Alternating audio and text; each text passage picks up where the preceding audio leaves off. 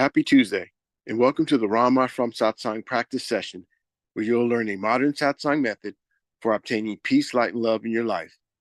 My name is Eddie, and I will be introducing the facilitator for today's event. But first, I'd like to give you a brief overview of this Satsang session. If you direct your attention towards your screen, you'll see the first element is Satsang. Satsang is a scientific method whereby we may obtain peace, light, and love in our life. It requires no physical skill, spiritual accomplishment, or meditation experience to begin this practice. Satsang consists of two words, Sat and Sang. Sat means positive energy, and Sang means to be with or to be in the presence of. Therefore, the word Satsang means to be in the presence of positive energy. The next element is meditation. Meditation is an important part of Satsang. When we meditate, we withdraw consciousness from worldly objects and direct it inwards to focus on a single thought. In doing so, our minds become calm and our thoughts become pure, thereby allowing us to obtain higher states of consciousness, such as enlightenment, peace, light, and love. Inner orientation. There are two types of satsang, inner satsang and outer satsang. An example of outer satsang would be chanting or attending pilgrimages. When we practice outer satsang, we have the potential to change our behavior, but only through the practice of inner satsang can we obtain higher states of consciousness, such as enlightenment, peace, light, and love. The satsang that you will learn today is an inner satsang where we meditate in silence. Group session. These practice sessions are structured for group participation. When we meditate as a group, our focus is improved and our personal progress along our spiritual path is expedited. By regularly attending these practice sessions, the benefits of group participation are amplified. Joy and inner happiness. All beings wish to experience joy. Joy is the eternal longing of the soul, but only through the practice of inner satsang can we obtain a joyous state. Each time we practice satsang, our inner happiness gradually increases, ultimately culminating in a state of joy, which we experience 24 hours a day, 7 days a week. The agenda for today consists of 3 sessions: the informative session, the practice session, and the interactive session. During the informative session, a lecture will be given about a satsang topic, the founder, or some relevant spiritual topic. During the practice session, you'll receive instructions on how to meditate, followed by a period of practice. During the interactive session, you have the opportunity to ask questions, or there will be a panel discussion. And now, I'd like to introduce the facilitator for today's event. He has over 40 years of satsang experience. He's the grandson of Guru Maharaj, the founder of Rama from Satsang. He was born to a satsang family where his family members attained states of enlightenment and led lives of peace, light, and love. At an early age, he began traveling with the mission throughout India, facilitating satsangs. And during that time, he witnessed the positive effects that satsang could have on mankind. And upon arriving to the United States, both he and his wife continued to facilitate satsangs for local satsangis. He has led teams of satsang members in translating important satsang literature into English, and has worked tirelessly to make satsang more accessible to Western and English-speaking audiences. He currently travels throughout the United States, India, and England, facilitating satsangs while maintaining his duties as a husband, a father, and an IT executive. Today, he will teach us a rare and ancient form of satsang as taught by Guru Maharaj. Please join me in welcoming Mr. Sanjeev Kumarji. Happy Tuesday, everyone. Glad to be here. So I'm kind of changing the approach a little bit to take one theme for the month. So for March, I've taken inner peace. So inner peace, so all the talks this month focus on some aspect or some concepts related to inner peace. Last week, we talked about, the definition of peace and how to find it, where to find it. So now this week, the focus is okay. So we were talking about peace, and we also talked about that worry is the biggest hurdle in the path to peace.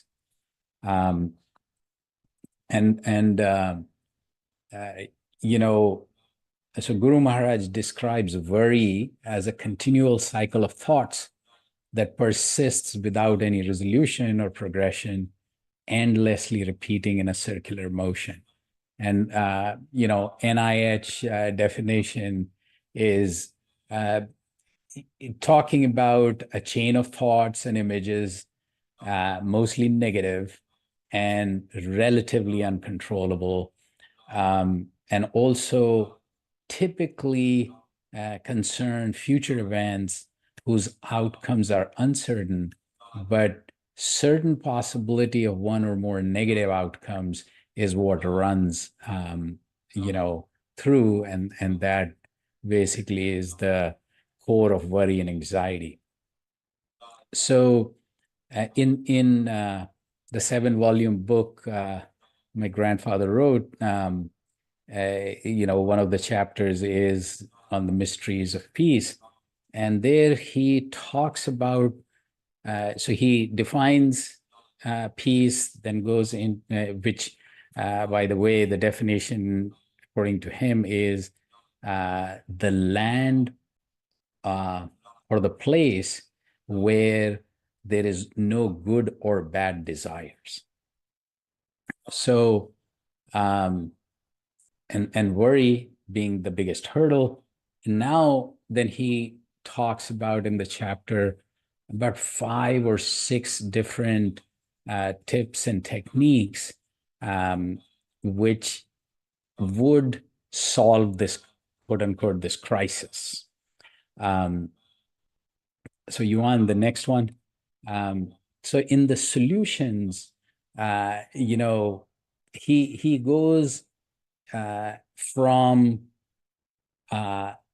the most simple to the most, so they kind of grow more and more difficult, but the results also are, what you put in, you get. So, if you create an alternate pathway, that's basically distract your mind.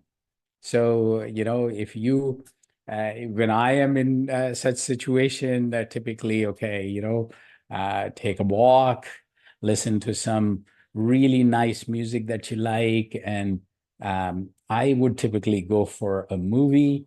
So it kind of, hopefully for a couple of hours, you block, or take a ride into a completely different zone if situation is so another one of my distractions is mystery shows, and where I was going was, if things are a little too deep, then take a vacation, or even if it's a short one. And then find a completely opposite and a strong force.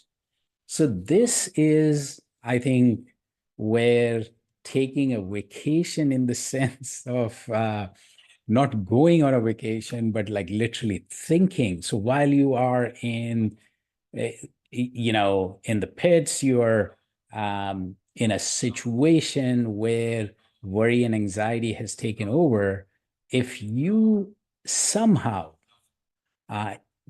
by some brute force, think of something that you that's like completely opposite, in the sense it's like the most positive thing that you can think of. 2 things come to my mind is like the vacation. So instead of just taking a vacation, you just think you are on the beach, you are in deep nature somewhere. And you know, um, it's it's almost like trying to um, take so one of the other very strong thoughts, somebody actually, there was some workshop at work, and they asked me something, and I said, like, okay, so if I would like to put something really positive on my desk, it will be the uh, you know a nice photograph of dawn when the sun is coming out. And so when it's dark night, if you think about the imminent dawn, that is what this is talking about. Find a completely opposite and a strong force. um, it's also here I think the belief system also comes into play, that if you like uh, like when we were little kids, infants, just being with someone who will take care of you, you know, would just give you that strength. So find that, strength. Um, and then living in the present moment. Um, so the first thing on that comes to my mind, yes, all meditation practices do that, um, or most of them. But mindful meditation became, in my view, became very, very, very popular because just through, um, focusing on your breath, observing your breath, um, and if you just focus on that, what happens is that suddenly all your focus is now on observing the breath, and that brings you to the present moment. Phenomenal. It's the first time when somebody uh, you know asked me to uh, you know practice mindfulness. It was like instantly, um, and almost effortlessly, you get into the present moment. But um, so anything that you can do to bring yourself in the present moment takes you away from the past and future, and hence takes you away from worry. Uh, a deeper, more permanent, more long-term uh, uh, thought process is like if you take this one step further, and that would be that because thoughts are taking you to the past or the future, so if you could somehow uh, you know make yourself thought free, if you could train your mind, and you on the next one here. So I brought this definition of yoga. Yoga is the, when you're, the way I look at it is like even your unconscious mind is not producing any thought waves, that's when, the fluctuations of your mind are gone. And it's like uh, another illustration, which, one of the meditation sessions, I could like literally, um, uh, I could feel it, that, when we are on the surface of the ocean, um, you are like in the monkey mind. When you go deep into the ocean, so I saw a documentary, people go in a capsule very, very, very deep. And as deeper they go, the less turbulence or waves or anything of that nature. So slowly, what was so turbulent up on the surface, it could be extremely quiet. So that's how I think our mind is. So the conscious mind, or you know, the frontal lobes, uh, and when you go into, the deeper, um, you know, the other parts of your mind where, you know, it can be very, very, very different. So, so if you could train your mind to be thought free, uh, it just, you know, attaining state of mental stillness where the mind is free from distractions and disturbances. Um, train the mind to focus and concentrate so that it can gradually uh, quieten the mental chatter and achieve a state of inner peace and tranquility. Ultimately, this leads to a greater sense of self-awareness and a deeper connection with our true self. So that's what yoga is. So anyway, so that's what we practice here. Let's get into it. Um,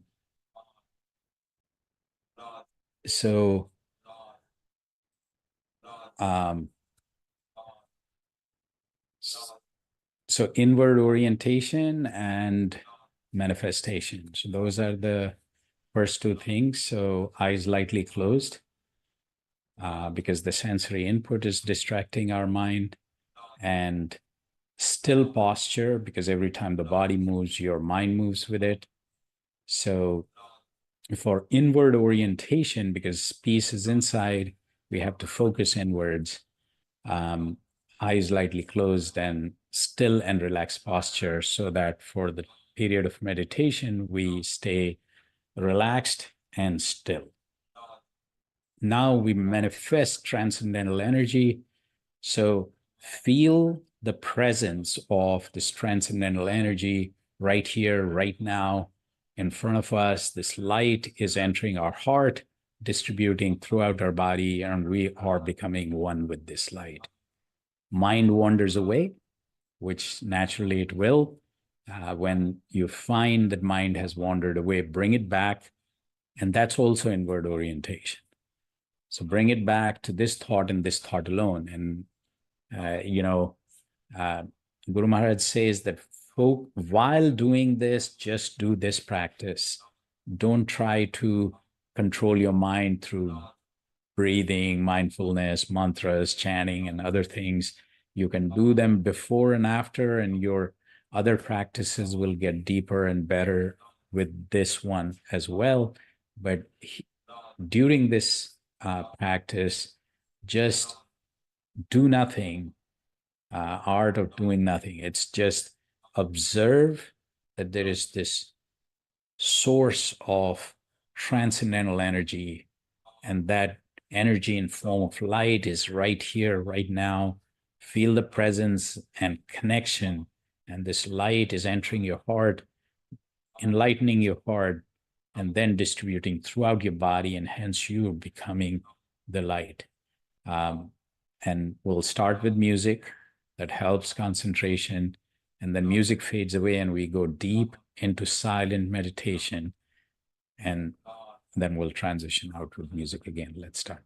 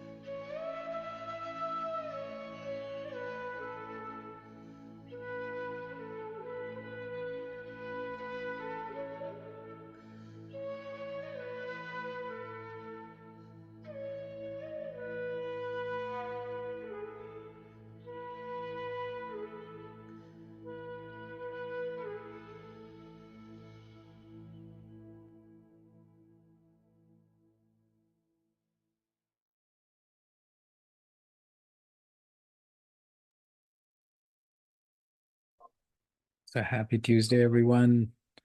Glad that we are here in Satsang. So your time now. Um,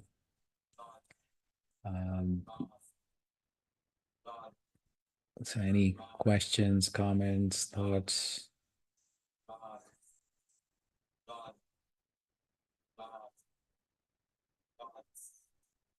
No videos today. So you can unmute or put question, comment or question in the chat.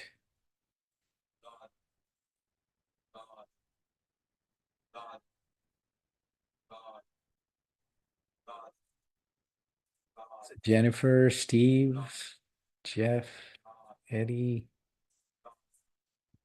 Anita ji.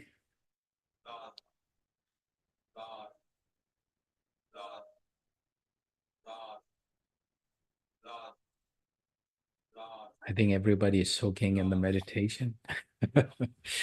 Yeah, Eddie. Yeah, I agree with that. You talk about peace, and that's sort of how we feel when we come out of this state, right? We feel in a sort of state of peace. We want to maintain that.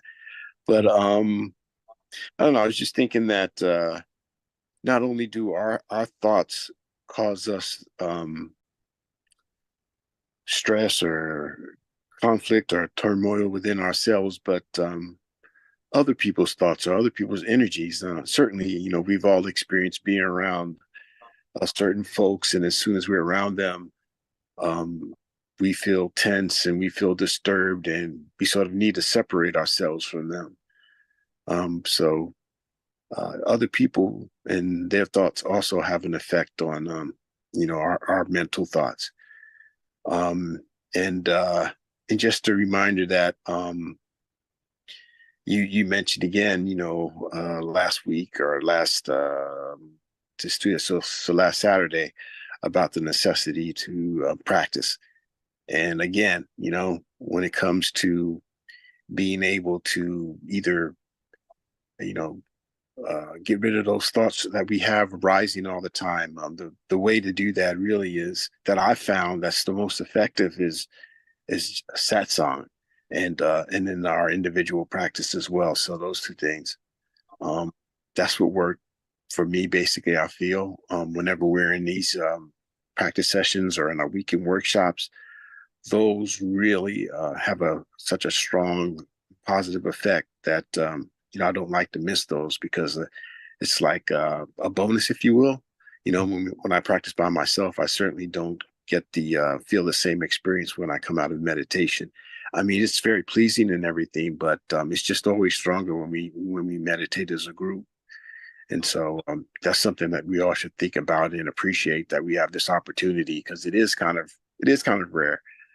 um, when you have a system like this, that's very easy to practice, and you do benefit in your own practice. But when you come together, it's just so much more powerful, and it's very easy to do, and it has such a positive effect in helping you reach your end goal of achieving that ocean of peace. So there's just some things that I was thinking about. The one thing I just want to stress again is that when we choose to be around certain people whose minds aren't settled, we pick up that energy and it affects us as well. So that's one way that would something we should be aware of and be careful of being in those environments. Yeah, you raise a very interesting point, and this is something that I would like to write a little more about. So, um, interestingly, so there is satsang, which is, being with the most positive thing that you can think of, being with transcendental energy. But then there is the opposite of that. It's, uh, good company versus bad company. So interestingly, so there is a book on Guru Maharaj has written on devotion. It's like a phenomenally, um, it's like so um, it just um, the um, it's so poetic and so like it touches your heart, like in ways that it's it just it, I mean, his books usually have like these deep concepts and nice stories and all, but this book is like full of like some amazing nectar. Um, and you know, so he, in that context, so what works against your progress, towards a deep devotion? And he talks about literally like yama and niyama, right? All the things that you need to follow to continue to rise vertically. Now, um, interestingly, so what is not in yama and niyama, specifically said that way, is bad company, kusang, kusangati. So, uh, opposite of satsang. He starts with that. So his discussion about these negative things starts with a discussion on bad company. And he says, like satsang vertically takes you upwards, the bad company, just very rapidly takes you downwards. Um, but then he states something which I would rather remember. So this was a recent discovery. What I, in context of, people with, all kinds of energies, how do you stay in your zone? So one thing he talks about is that when you are in any company, you get the effect or the effect of that company. And but then he says, um, what if you were so strong that you leave an impact rather than you get effect? So I, rather than thinking about the bad company and all those other things, what I think about is like, how do we elevate ourselves uh, to a point where, or imbibe or embody this satsang, this energy, in a way that you are affecting others positively and with your positive energy rather than the other way around. Because the thing is that um, energy flows from higher to the lower. So,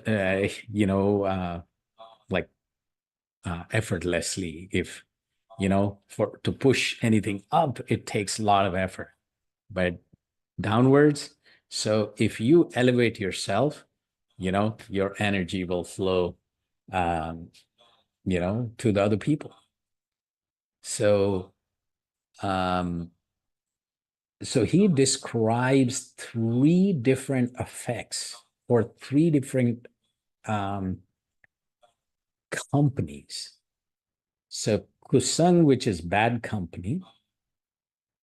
Then he talks about sadhusang, which is good company. And then he talks about satsang, which is the best company. Uh, so sadhusang is very interesting. In India, you have all these sages and yogis and people with different, attire, different things on their forehead, and their hair is, um, so they have been doing very different practices. What he says is that even people with positive energy can be good company, but not necessarily satsang or the best company. So, satsang is not good company. Satsang is beyond any, it's transcendental energy, which transcends any concept of any, quote unquote, worldly company. I hope that makes sense. So Shivangi, what do you say to that? Namaste, Sanjeev ji. Namaskar. No, I'm listening to you. I'm listening to you. You talk about bad company. We live in the world, right? We have to go to work. There are colleagues, there are bosses, we can't choose those people. Talking about that, yesterday was Monday morning, before even my day started, I got a call and I was like, gosh, is this how my day is starting? So yeah, that happens. But then, FIR, right? Frequency, intensity, and recovery time should decrease off these oscillations. If that's not happening, something else. So yeah, you're right. No, but during the good night, Rajat, during the pandemic, I actually very strongly felt that don't we all need an armor? It's like we need an energy shield, not just we want to embody and kind of imbibe this energy and energize ourselves, but I think we need an energy shield that will shield negative things to cross over. And just manifesting that shield, in my view, would make you so resilient from inside that it becomes a shield.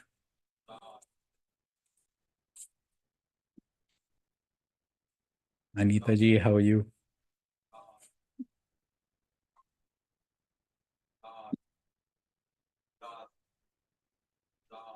Namaskar, Sanjeev ji. Hello, everybody. So yes, now we are listening to a lot of things, and yes, that is the goal, right? Like we are subject to negative comments, influences, situations, and they happen every day. And some, like Shivangi said, cannot be avoided. There's people you work with, you don't choose them. But yes, so that's what I try to do is, like distract, think of something else, think of something nice that happened, think of something nice that somebody said, and try to put it in the back of the mind so that it doesn't affect you a little bit. So that works for me sometimes. And then it does fade with time. So the important thing is trying to somehow put it away at that moment. I feel that works for me. Because somehow later when I think about it, it does not seem that horrible as it seemed at that moment. I found that useful, that, dealing with it somehow right away. And hopefully with practice and with the inner peace we talk about, we will keep on getting better at this, hopefully, where it affects us less and less. Agreed.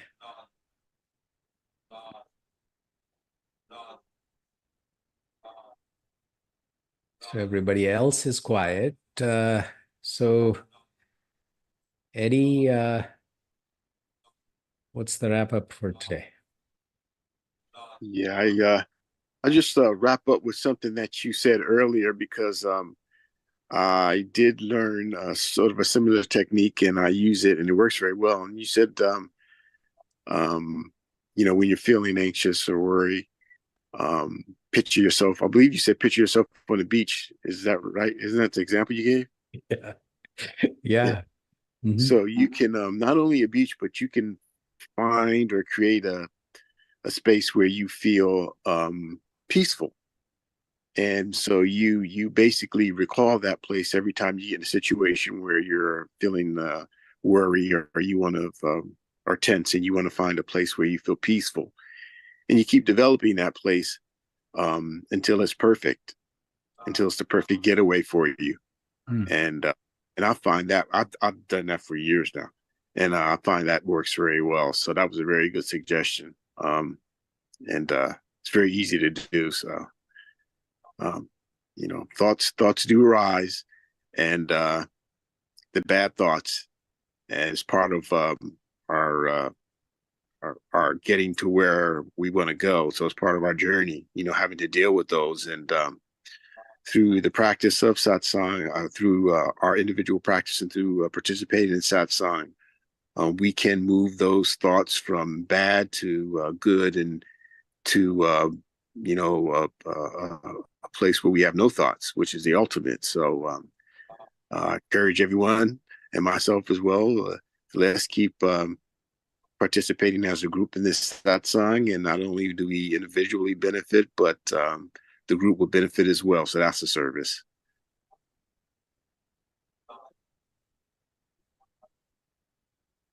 And Steve, thank you for your comment. And yeah, awesome. It's yeah, just the fact that uh, we are trying to elevate ourselves, and um, just I think it's a service to ourselves and to the whole wide world in some ways. So yeah, anything else you want to add before we go? I'm trying to just listen tonight, I think, for the most part. And Yeah, I that's why I didn't want to disturb that. I'm like, I appreciate that. I always see it's I don't know, somebody said this, or it was that, even in India in satsang, like, even if it's like a couple of people will speak, rest, just meditating, listening, quietly trying to digest, analyze, reflect. I mean, that's the experience. And um, but yeah, I mean, some of these things just, like sometimes what I feel is that what we hear before and after, just sometimes these one line would just trigger a whole series of you know I'll just call them positive outcomes. Yeah. Yeah. Yeah, there's two times when I feel really good most days, and it's I when I go to CrossFit in the morning and I get my heart rate up as high as it can go, and I'm exhausted, and in those times I have to slow my breathing down. So I see all of your faces. I try to visualize that positive energy, and that helps me to seriously. It's something that I do. I'll visualize your images and think of the light that you provide, and then it just it allows I think it allows me to continue to just to always try to be better. And then when I come to satsang, I get to calm my heart. My heart comes to this very restful, peaceful state, and so somewhere in between those two extremes, the rest of the day will be. But those in those two moments when I'm very calm or when completely exhausted, there's just this wonderful feeling. So thank you all for that. Yeah, that's well articulated. Well articulated. Awesome. So love, light, and peace be with you, and have a great week ahead. And let's be, as I think Eddie said, these group sessions, I mean, group energy is just phenomenal. Affects us in ways that is sometimes hard to understand. It's the collective energy here is actually getting better and better of this group, I can tell you. And so, yeah, take care and have a great week ahead. Again, light, love, and peace be with you. Take care. Good night. Thank you. Good Thank night, you. Sanjeev. Good night. Thank you.